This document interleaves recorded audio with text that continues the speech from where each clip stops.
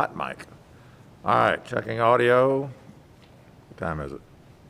3:45. Checking audio from the Pastides Alumni Center. Checking audio. 1, 2, 3, 4, 5, 6, 7, 8, 9, 10. Checking audio. Checking audio. 1, 2, 3, 4, 5, 6, 7, 8, 9, 10. Checking audio. Checking our audio levels. Checking back to master control and to radio and to ed. Streaming. Testing. I hear dings going right and left. My watch is going crazy. This has made my get your pictures now while you can. Okay. Everybody's a comedian. You can't see me laughing in here, can you? Or any other facial expression I'm making. Testing 1, 2, 3, 4, 5, 6, 7, 8, 9, 10.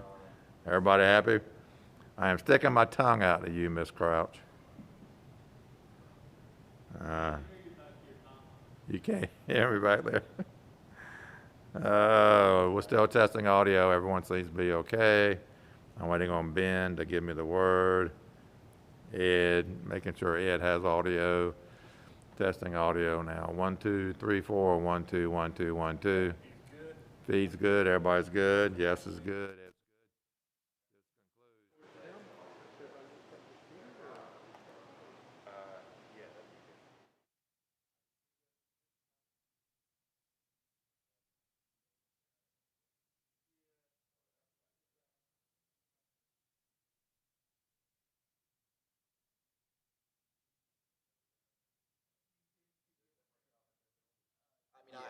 Yeah, that works. Hot mic. 1, 2, 3, 4, 5, 6, 7, 8, 9, 10. Checking audio from the shotgun mic. 1, 2, 1, 2, 1, 2. Testing audio. Okay. Pick me up over here. No, you got to stand. 1, 2, 3, 4, 5, 6, 7, 8, 9, 10.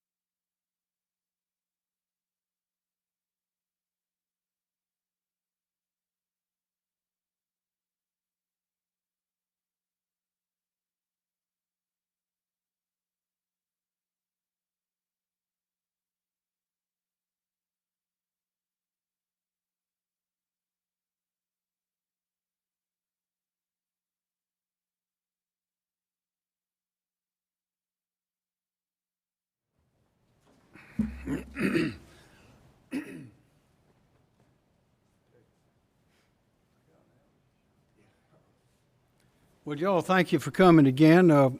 This is a different location from where we usually have our press conferences. We did not have the AccelerateSC meeting today, but I assure you that all of the members of that group, as well as those assisting, are working and consolidating information and recommendations.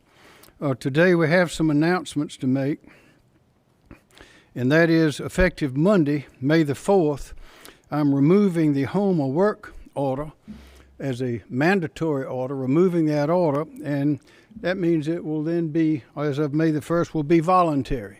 It went into effect on April the 6th, and it will go out of effect on Monday.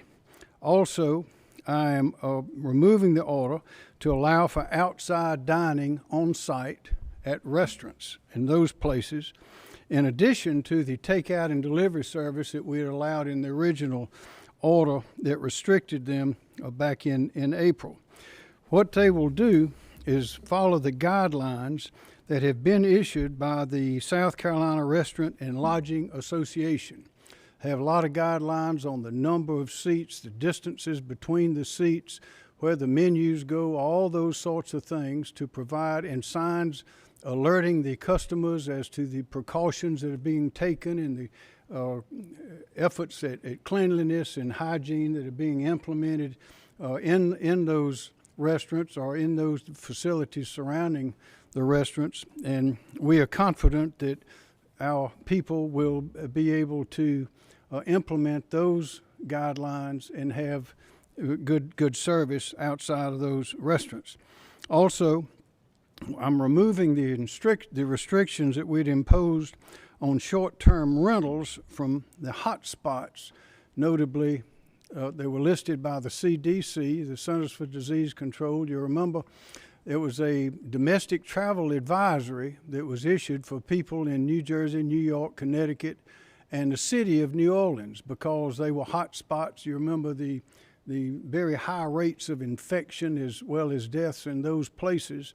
And so the Center for Disease Control issued domestic travel advisory asking people in those states and that city to stay at home and not travel outside of the state. So that has now been removed. So therefore, we are removing our restriction on the short-term rentals that was based on that finding there. Also, we're removing the self-quarantine order that complemented that required people traveling here from those CDC hotspots to quarantine for 2 weeks when they came into South Carolina. If they left before 2 weeks, of course, they were out of the state, but we had that 2-week quarantine, and we're removing that as well. And that is removed right now as we're speaking.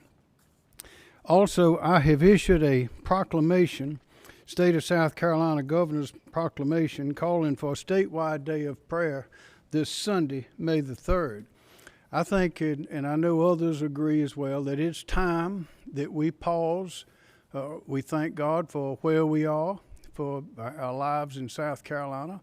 We want to recognize and console those who've lost loved ones, those who are yet to lose loved ones, friends, families.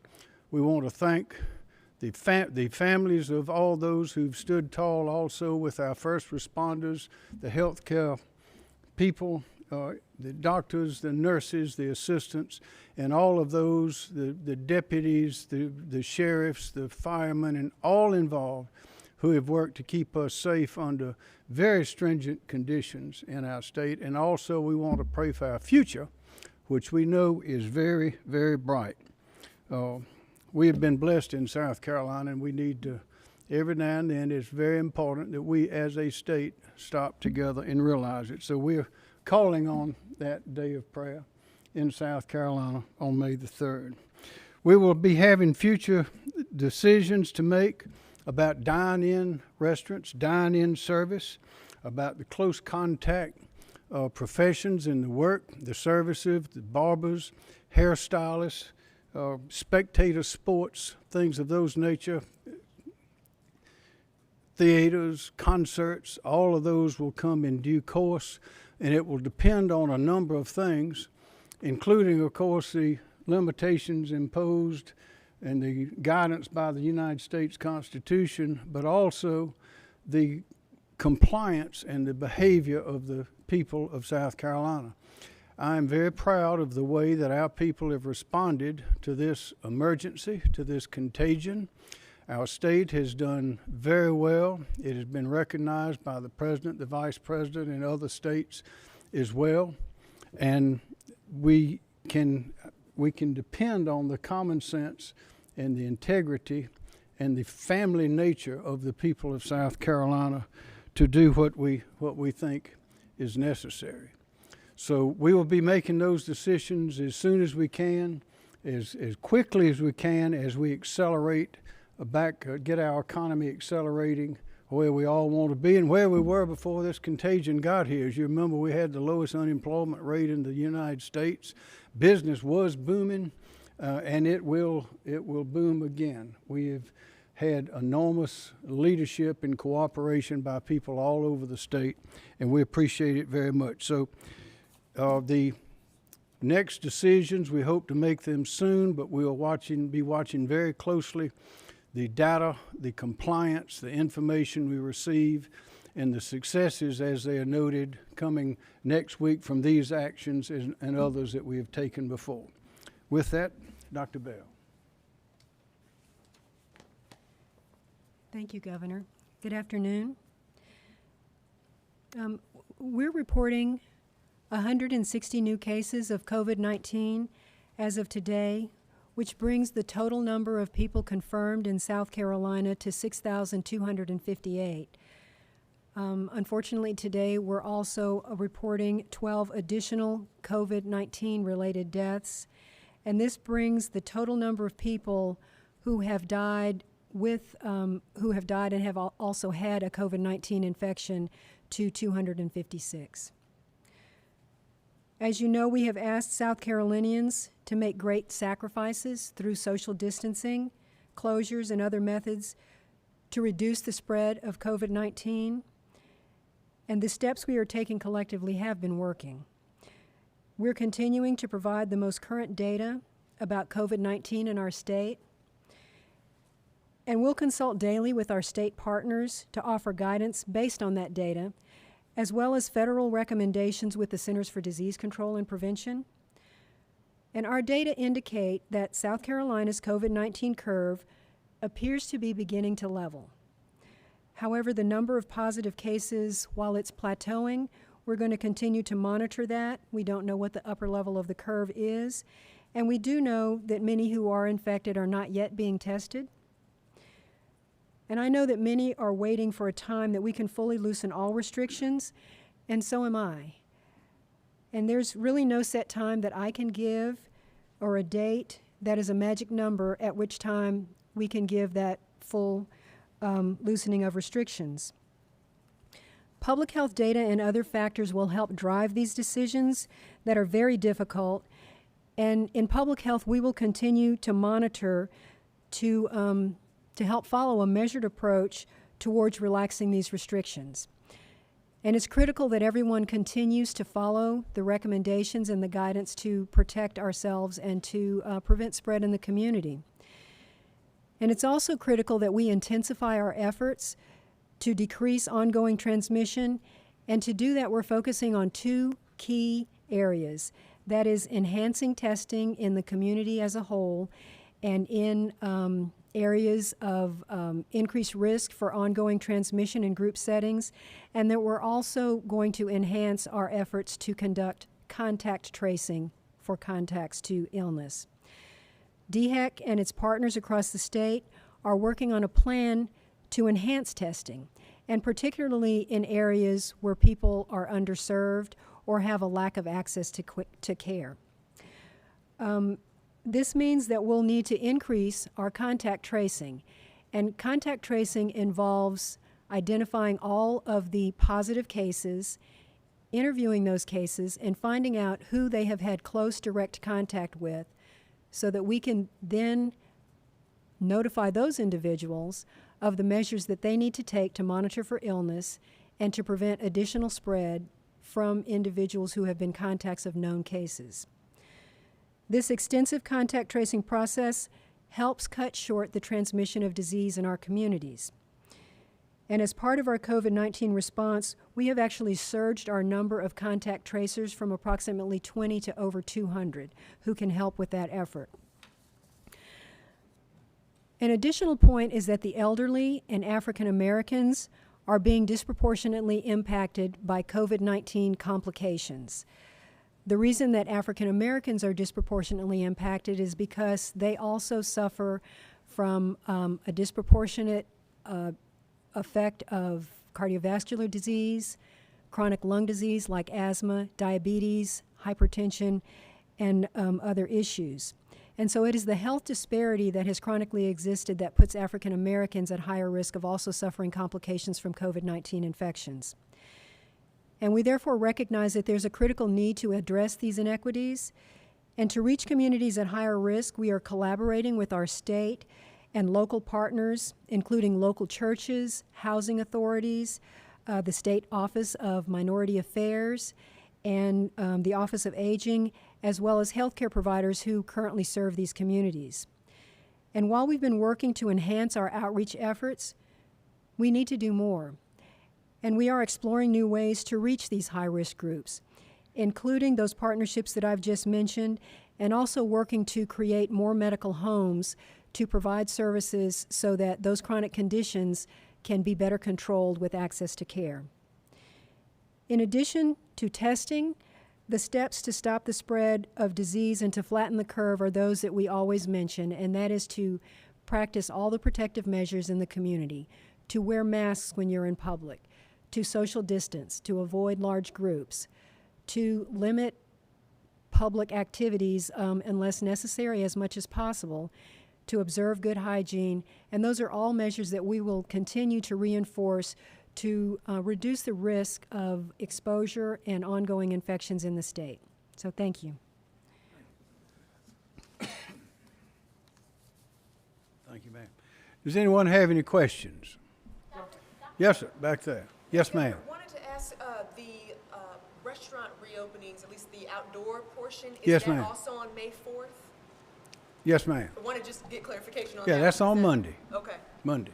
Yes, ma'am. My question's for Dr. Bell. The restrictions that have just been lifted today by the governor, do you believe that now is the right time for these specific restrictions, such as allowing outdoor seating, or do you think it's too soon?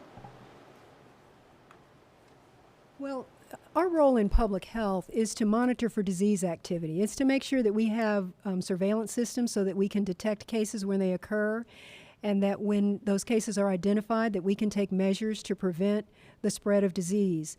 So we will continue to monitor the data that shows us what the disease activity is in the communities and to provide that information to the governor's office.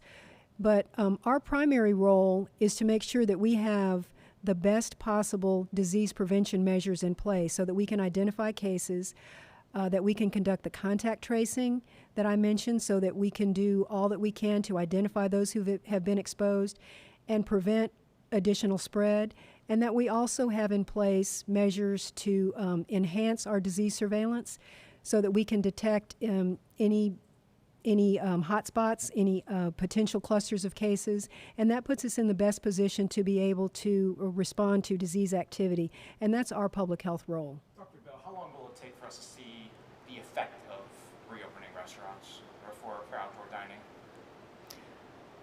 Well, our current disease curves that we're monitoring that are showing a plateau or a flattening now, I've said repeatedly that those are all based on how well we do in the community in terms of following the recommendations that I have just discussed. And so what that curve looks like will depend entirely on people taking all the measures to protect themselves and to prevent spread in the community, to wear masks, practice social distancing, avoid large gatherings that can increase the spread in large groups. And so those practices are what will frame what that curve looks like.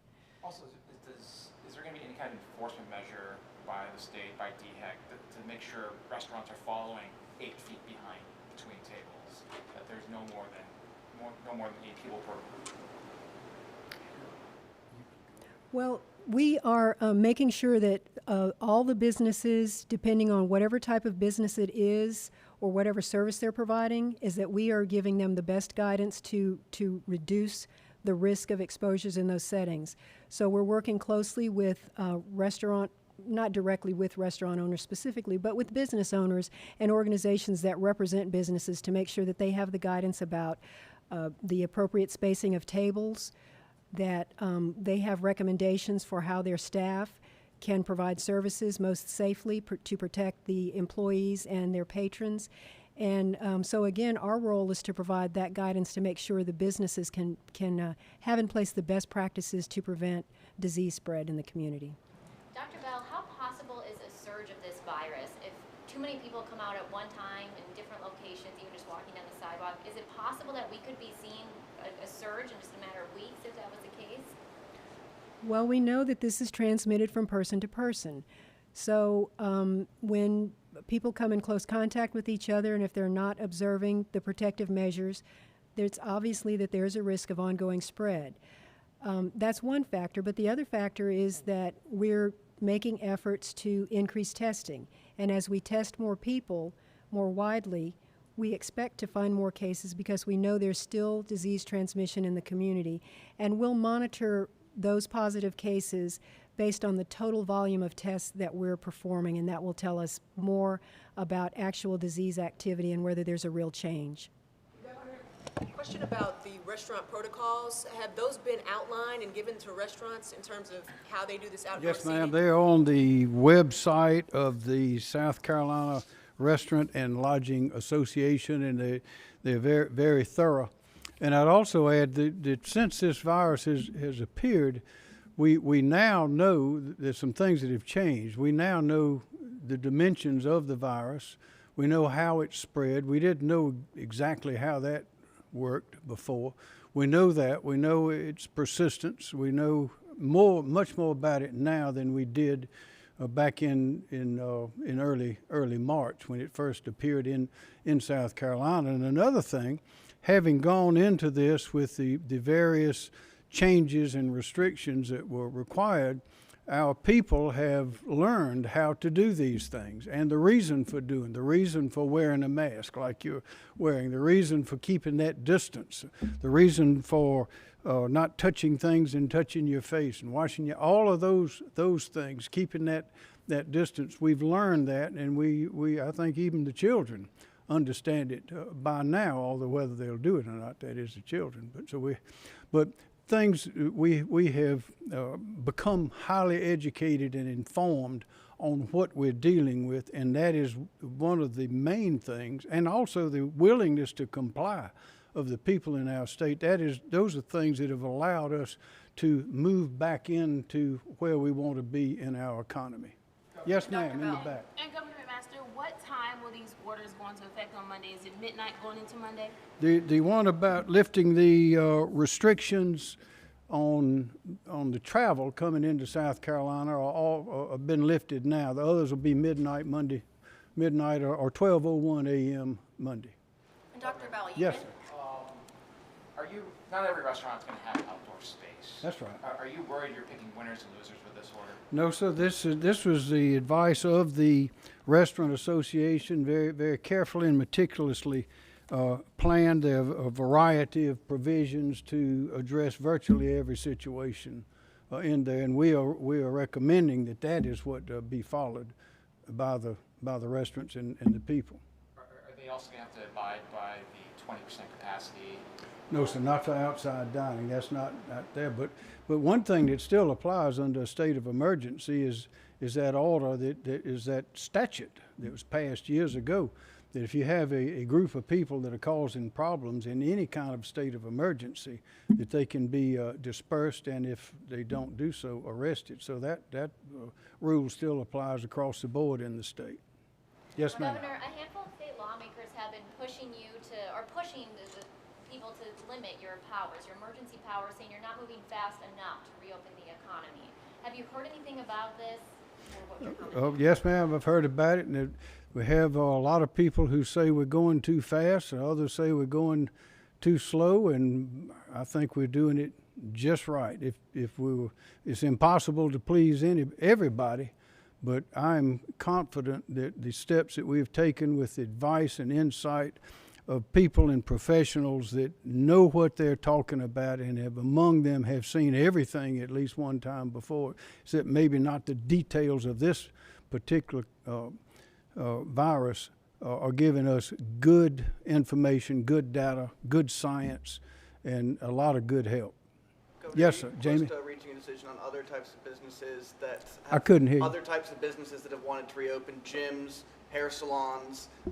Do you know when you might lift restrictions on those? I know that we are thinking about that and attempting to gather the information and data that we need to make and experience that we need to make those decisions. I'd like to be able to make them today and say the virus was gone. But unfortunately, we can't say that. We know that's here. But we are constantly trying to determine the best and the earliest moment to remove the remaining restrictions as fast as we can, but as safely as we can. Dr. Bell, the DHEC models had been assuming that the restrictions would be in effect through May. Is this going to change the forecast for how the virus could affect the state moving forward? Well, as I said, those models are based on how well the communities and individuals follow the recommendations to protect themselves and to prevent spread. And as we enhance our efforts to find all cases and carry out our responsibility to prevent disease spread and conduct contact investigations to make sure that those who are exposed are not active in the community and are monitoring for symptoms so that further spread does not go on. So again, we want to make sure that we have everything in place to be able to identify cases, to provide prevention messages for businesses and members of the community so that we can do everything that we can to prevent increases in disease activity. Dr. Bell, you mentioned that the curve seems to be leveling out, but many have recommended that we should not be reopening businesses until we've seen a steady decline. Are we seeing any indication at this point from the data that there is going to be some sort of a decline coming up here? Well, we're seeing a flattening of the curve. And again, we will continue to do surveillance to make sure that we are identifying cases, and we cannot predict whether or not that curve will go down or when, but we just have to make sure from a public health perspective that we can find all those cases and can continue to make sure that prevention and control measures are in place. Dr. Bell, what percentage of the population is being tested now, and what percentage do you want to get to? Out of the total population, I can't answer that question. It's not our goal to test every single person in South Carolina. It is our goal to test people who are sick. And so there are plans that we're working on to make sure that we are adequately sampling or adequately testing all populations who might be sick. I've raised this issue about access to care, so that's why we're increasing testing sites. So the goal is to make sure that we have everything in place through new testing sites, through existing providers, to make sure that we're able to test individuals who are sick. You said we've been increasing testing. I guess, are we still, what percentage of people are testing positive out of those who are testing?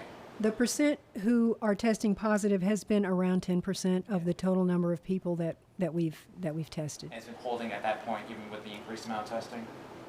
I actually have not looked at the percent recently. Governor, can you Yes, ma'am.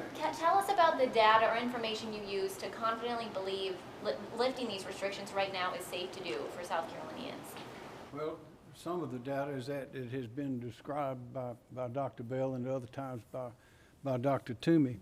But in addition to those figures and those numbers, we're looking at the compliance. We get numbers from the Department of Natural Resources and State Law Enforcement Division, Department of Public Safety, about what they see as compliance. We're looking at traffic information on the highways. And of course, we look carefully at these numbers that are announced every day with the infections and deaths. But the whole picture, the complete picture, includes the things I mentioned a moment ago, which is our understanding of the virus. We understand this virus and its spread and its capacity a lot more than we did when this began. And also the people of our state understand the things that's necessary to do in order to keep the virus from spreading. I would say that information and understanding has reached virtually everybody in the state. And it took a while for that to get out, and it took a little while for people to actually believe it. But we've crossed that threshold, and so things are getting stronger. The body of knowledge, the understanding, as well as the actual numbers themselves, when you add them all together, and also look at some of the experiences they've had in other states, and of course look at the guidance and what they think from the Centers for Disease Control. You have to consider all of those things together, and that's how we make the decisions. And Governor, Yes, ma'am. With the red.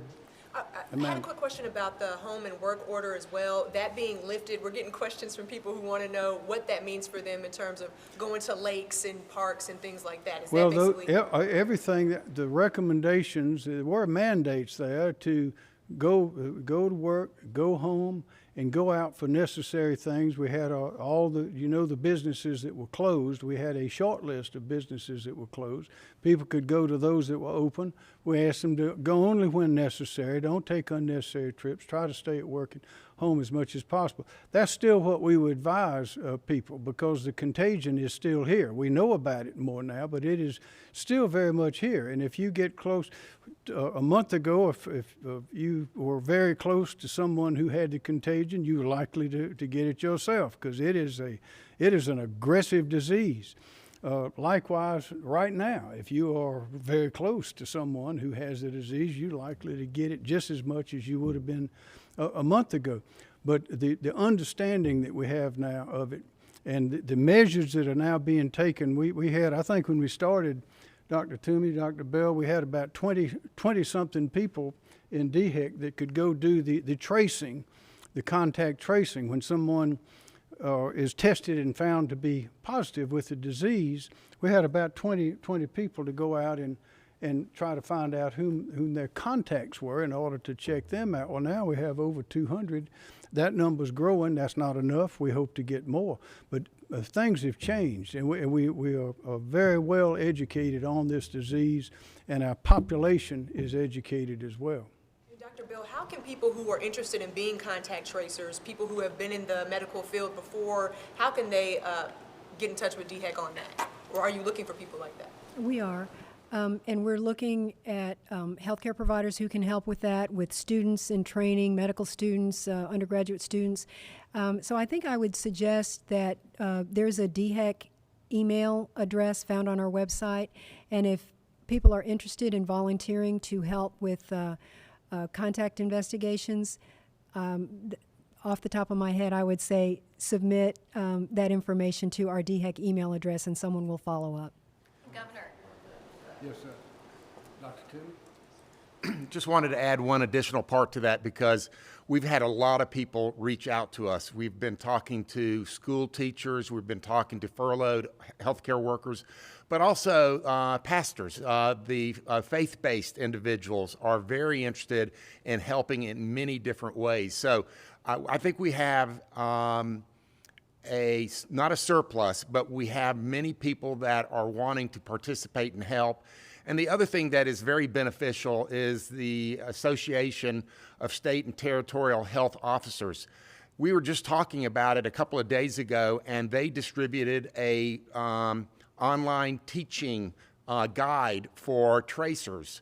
So instead of us having to develop our own materials, our association distributed to it. So that's going to help facilitate our efforts to continue to add individuals to help us. Two more questions. Governor, a lot of rallies being held around the state asking you to reopen things. Have you felt any pressure from those types of rallies? No, sir.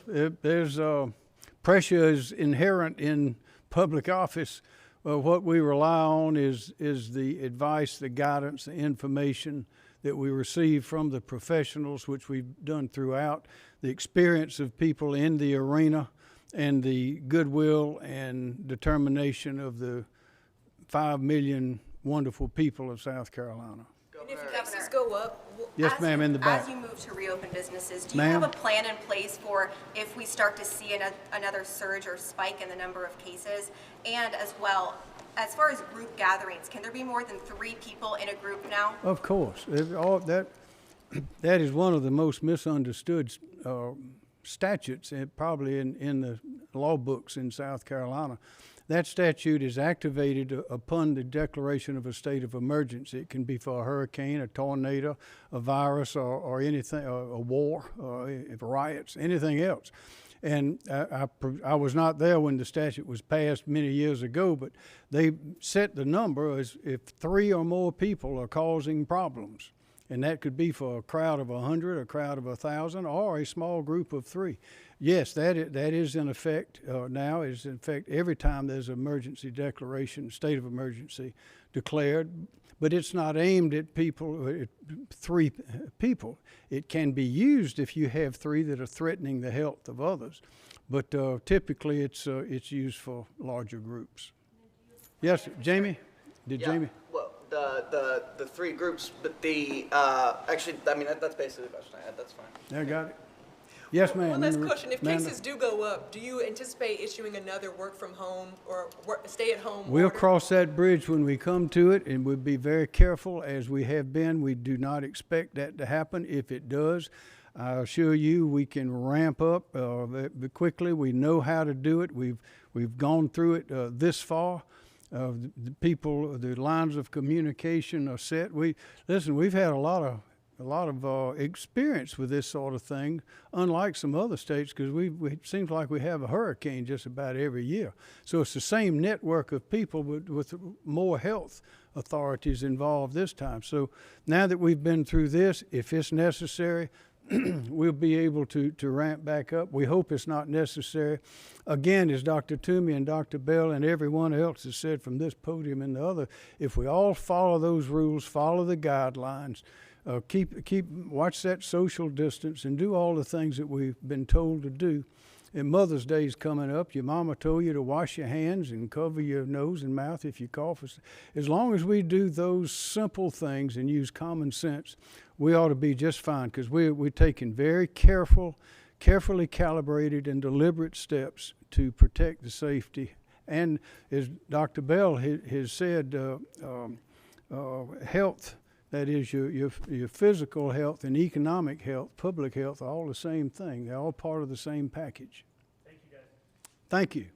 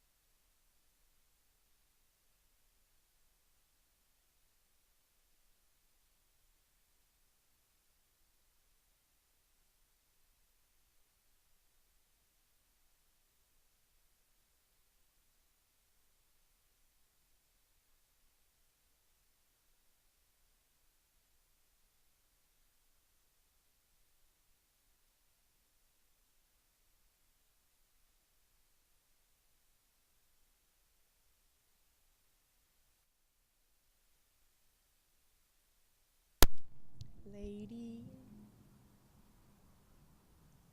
3 and 4. We're on 3 and 4. So I'll go ahead and call 3.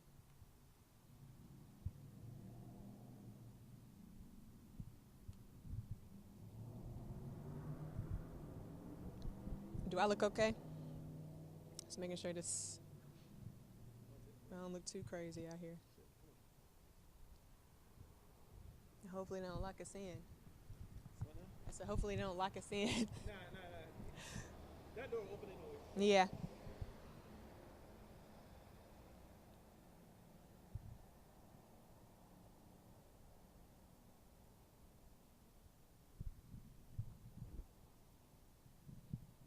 Yeah, I got you.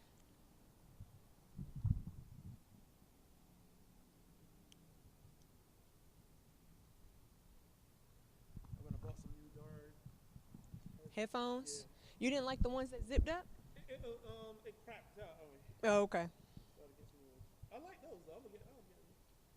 They're just that these are more durable.